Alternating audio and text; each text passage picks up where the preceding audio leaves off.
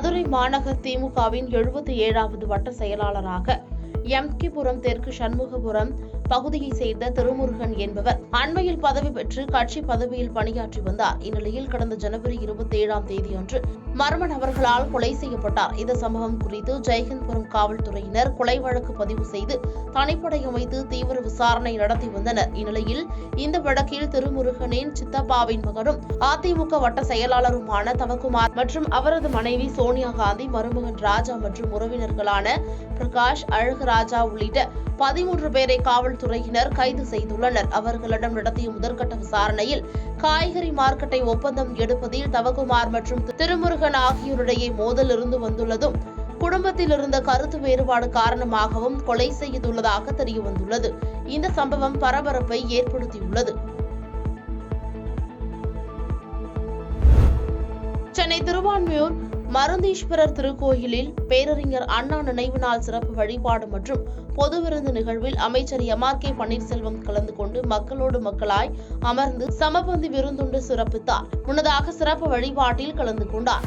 தொடர்ந்து செய்தியாளர்களை சந்தித்து பேசிய அவர், திமுக உருவாகி பல காலங்கள் ஆகிறது, நல்ல திட்டங்களால் மக்கள் பொருளாதார முன்னேற்றம் அடைந்துள்ளனர் என தெரிவித்துள்ளார். திமுக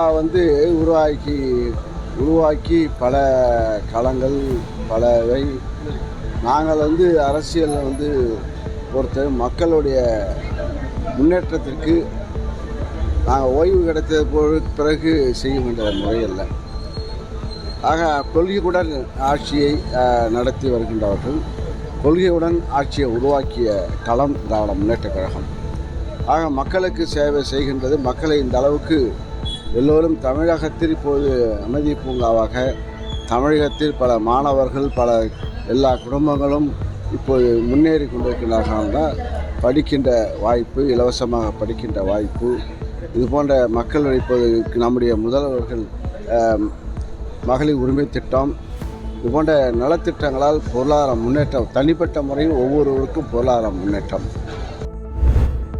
சென்னை விமான நிலையத்தில் முன்னாள் முதலமைச்சர் ஓ. பன்னீர்செல்வம் செய்தியாளர்களை சந்தித்து பேசினார். அப்போது நாடாளுமன்ற தேர்தலில் பாஜகவுடன் அதிமுக கூட்டணி அமைக்க பேச்சுவார்த்தை நடப்பதாக எழுப்பிய கேள்விக்கு பதிலளித்த அவர், அதுபோன்ற தகவல் எதுவும் எங்களுக்கு வரவில்லை. அதிமுகவிலிருந்து பிரிந்திருக்கும் அனைவரையும் ஒன்றிணைத்து தேர்தலை சந்தித்தால் மாபெரும் வெற்றி அடைய முடியும் என தெரிவித்துள்ளார். அந்த மாதிரி தகவல் எங்களுக்கு வரவில்லை, உங்களுக்கு வந்திருந்தால் அது அனைவரையும் ஒன்றிணைத்து அனைத்து இந்திய அண்ணா முன்னேற்ற கழகத்தில் பிரிந்திருக்கின்ற சக்திகள் அனைவரையும் ஒன்றிணைத்து தேர்தல் கூட்டணி அமைக்கப்பட்டால் தமிழகத்தில் மாபெரும் வெற்றி வருகிறது, நல்ல சூழ்நிலை உருவாகும். பேசிக்கொண்டே இருக்கிறார்கள்.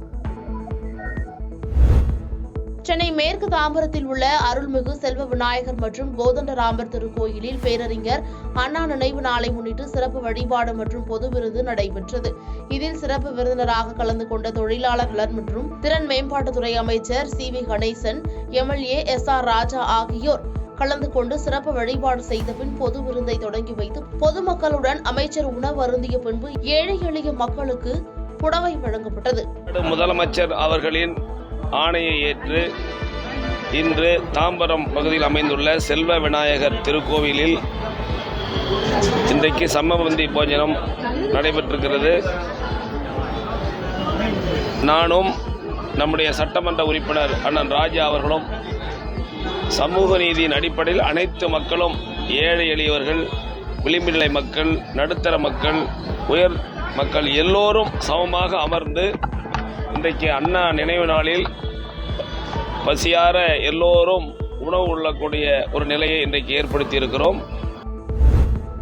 அண்ணாவின் நினைவு தினத்தை முன்னிட்டு மாங்காடு காமாட்சியம்மன் கோயிலில் தமிழக அரசு சார்பில் பொது விருந்து நிகழ்ச்சிக்கு ஏற்பாடு செய்யப்பட்டிருந்தது. இதில் தமிழக பிற்படுத்தப்பட்டோர் நலத்துறை மற்றும் உயர்கல்வித்துறை அமைச்சர் ராஜகண்ணப்பன் கலந்து கொண்டு சாமி தரிசனம் செய்தார். பின்னர் நடைபெற்ற பொது விருந்தில் கலந்து கொண்டு பக்தர்களுடன் அமர்ந்து மதிய உணவு அருந்தினார். மேலும் வயதான ஏழை எளியவர்களுக்கு இலவச புடவை மற்றும் வேட்டிகள் வழங்கப்பட்டது. தொடர்ந்து செய்தியாளர்களை சந்தித்து பேசிய அவர், இந்துக்களுக்கு திமுகவுக்கும் திராவிட இயக்கங்களுக்கும் விரோதி அல்ல, பல பேர் கட்சி ஆரம்பித்துள்ளனர். நடிகர் விஜயும் கட்சி ஆரம்பித்துள்ளார். மக்களுக்கு அவர் செய்கிற சேவை செய்வதை பொறுத்திருந்து பார்ப்போம் என தெரிவித்துள்ளார். ஏற்றமிகு கருத்தை எடுத்துச் சொல்லும் எவர் வரினும் நில்லோம் அஞ்சோம். தமிழக வெற்றி கழகம் நடிகர் விஜய் வந்து தமிழக வெற்றி கழகம் ஒரு கட்சி ஆரம்பிச்சிருக்காரு. தமிழக வெற்றி கழகம் பல பேர் கட்சி ஆரம்பிச்சிருக்காங்க, அவர் ஆரம்பிச்சிருக்காரு. மக்களுக்கு செய்யற சேவையை பொறுத்து அவர் பாதகம் செய்பவரை கண்டால் நாம் பயங்கொள்ளலாகாது பாப்பா, மோதி மிதித்து விடு பாப்பா, அவர் முகத்தில் உமிழ்ந்து விடு பாப்பா. அண்மை செய்திகளை உடனுக்குடன் தெரிந்து கொள்ள இணைந்திருங்கள் இயம்நாடு தொலைக்காட்சியுடன்.